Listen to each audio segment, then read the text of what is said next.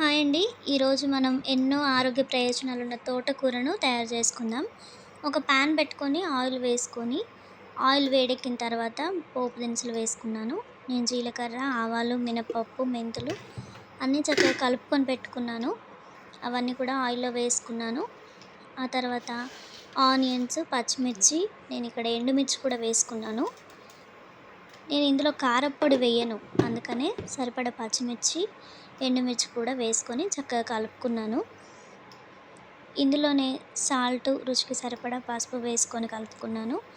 చాలామంది తోటకూరను ఉడికించి చేసుకుంటారు. ఇక్కడ నేను పచ్చిదే చేసుకోవాలనుకున్నాను కాబట్టి క్లీన్ చేసి పక్కన పెట్టుకున్న తోటకూరను వేసుకొని అంతా చక్కగా కలుపుకున్నాను. ఒక 5 మినిట్స్‌లోనే ఆయిల్‌లో అంతా మగ్గుతుందండి. మధ్య మధ్యలో కలుపుకుంటున్నాను.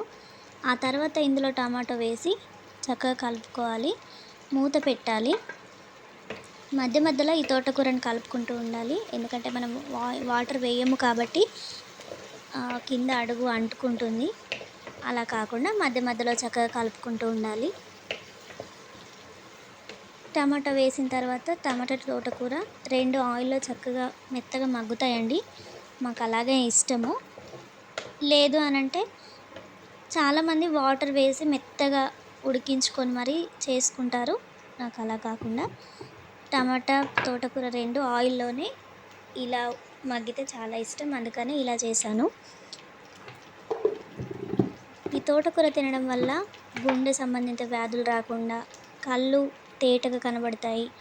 కీళ్ళ నొప్పులు ఉన్నవారు కూడా ఈ తోటకూర చాలా బెనిఫిట్స్ ఉంటాయి. షుగర్ ఉన్నవాళ్ళు, బరువు తగ్గాలనుకునే వారికి, ఇలా ఏ ప్రాబ్లం ఉన్న వారికైనా కూడా తోటకూర చాలా మంచిదండి.